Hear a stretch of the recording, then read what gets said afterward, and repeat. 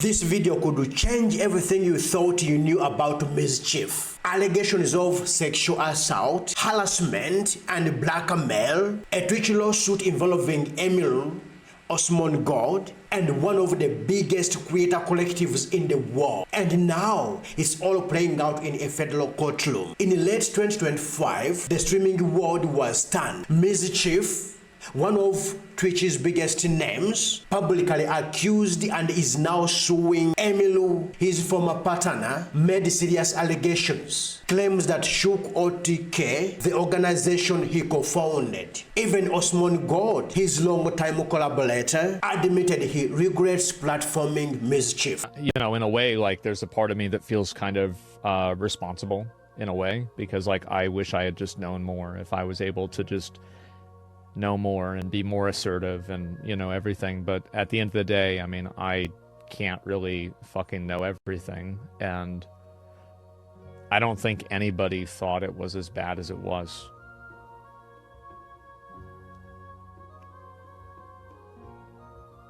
And I apologize for, you know, platforming Miz to the extent that I did. It was a mistake. I didn't know it at the time, but it was a mistake. So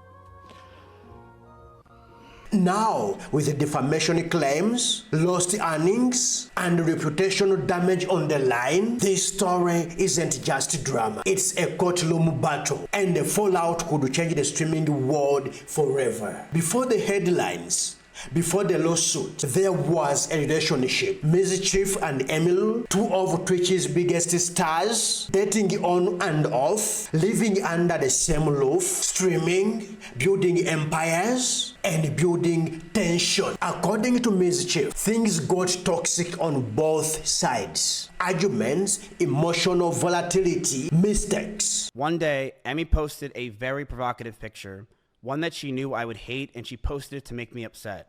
She admitted that she made me upset with it, and we got into a heated argument, and I broke up with her.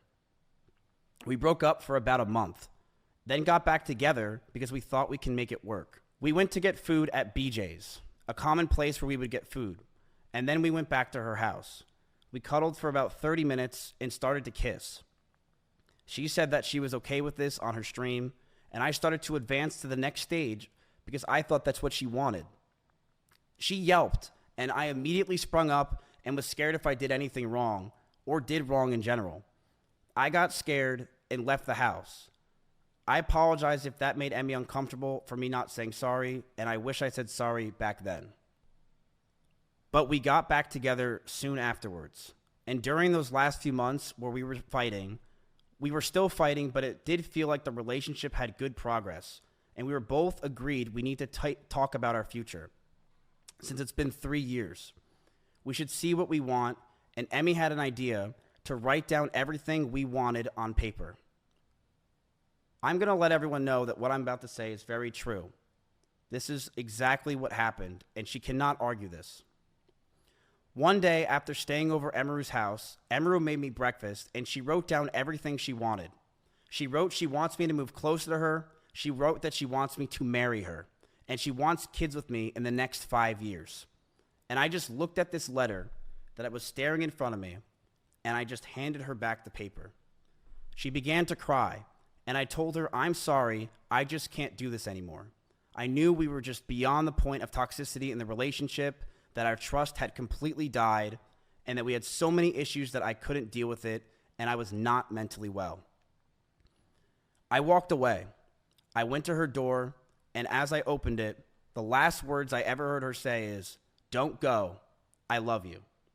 According to Emiru, it was far worse. Patterns of control, intimidation, and threats that would later become central to her accusations. And quietly, a storm was formed, one that would explode on October 25th, 2025. On October 25th, Emil went live, not to play games, not to chat, but to make accusations that shocked millions. She claimed Mizkif committed sexual assault, domestic abuse, stalking, harassment, and blackmail. I'm finally going to be opening up about the psychological and domestic abuse, stalking and harassment, sexual assault, and threats of blackmail that Mizkif has done towards me, and some of these issues which are still ongoing.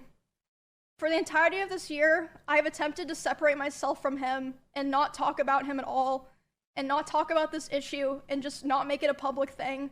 I always tried my best to keep this to myself, but like I said, I feel like it's gone to the point, which I'll explain later, that I feel like it just has to be done.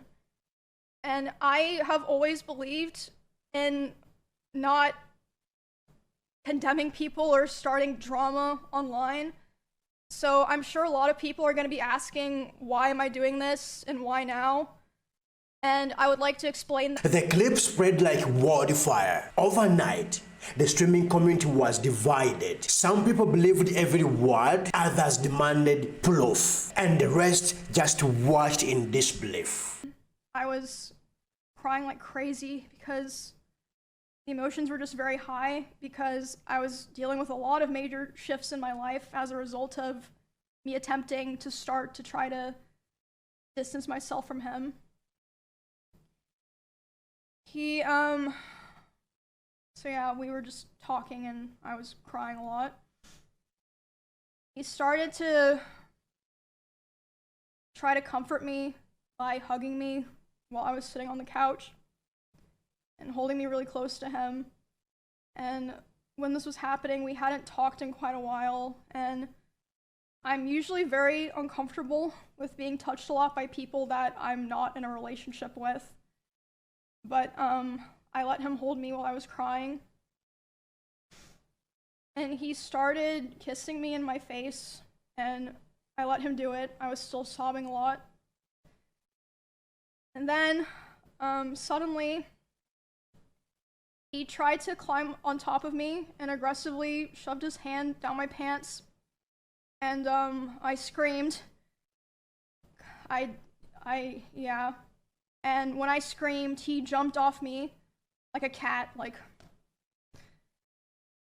And instead of apologizing or checking if I was okay, he said, "I feel weird now. I feel like I did something wrong. I have to go." And he immediately left my house while I was still crying, without checking if I was okay or anything. And at the time, I was still making excuses for him, and I was still afraid of causing trouble for other streamers around us, or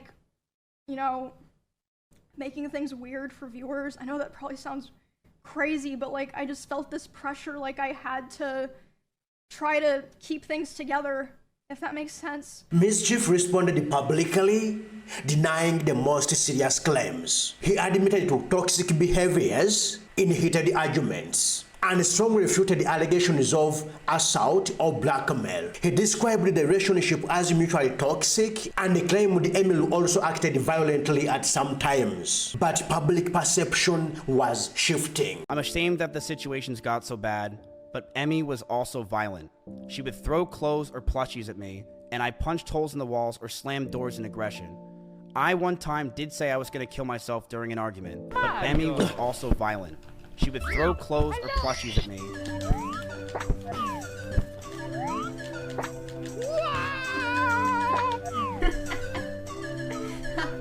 I've never seen Emiru so happy.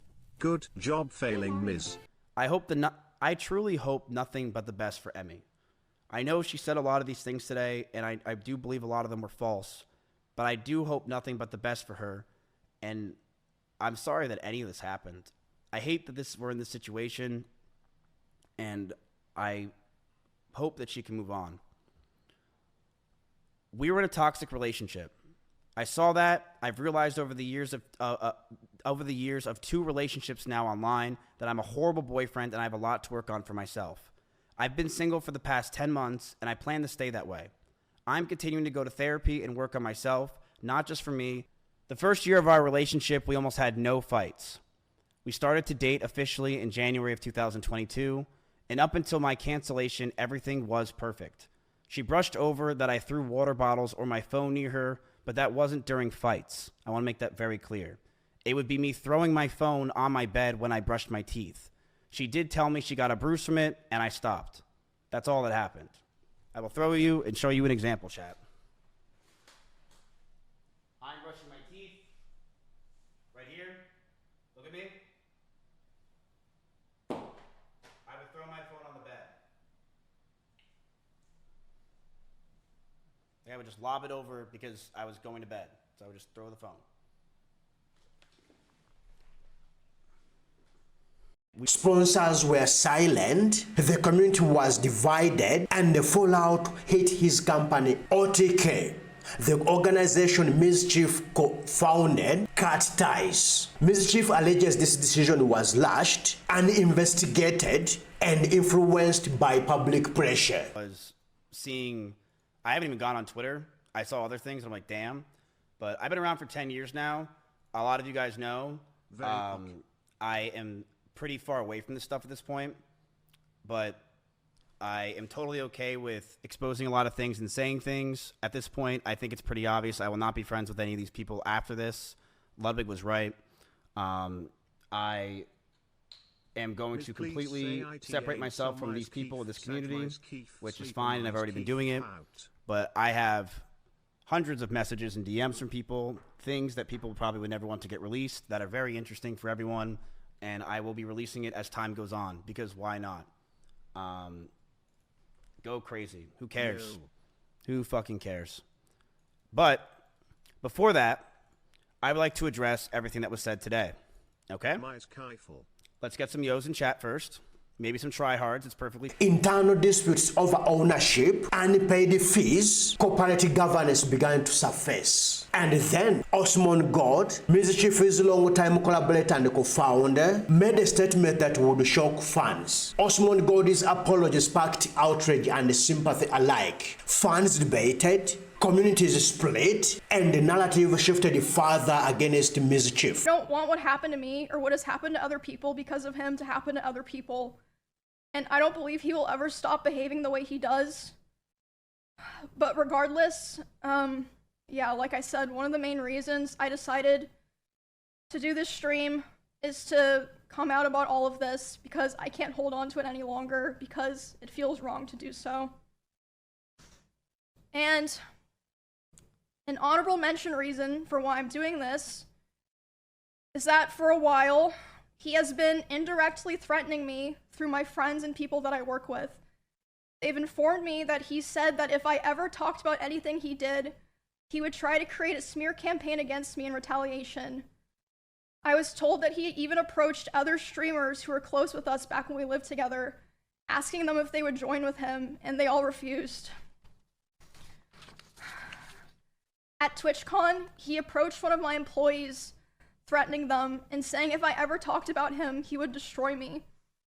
Multiple people have told me that his plan was to claim that I kill animals and that I killed my own rabbits, since I had several of my rabbits pass away over the course of 3 years while I lived with him. I'm sure he's probably listening now, and it's probably going to come as quite a shock to him that this information made its way back to me and that I've known for months. But if you try to threaten me to stay quiet, especially using my poor dead animals, I'm not going to stay quiet. Okay. Here is a video up close of Emiru's rabbits. These are small little mites that are inside the rabbit cage, and she didn't care. She completely neglected these animals, and I'm not going to sit around and let people say that she didn't. People who came to my house knew that they were neglected.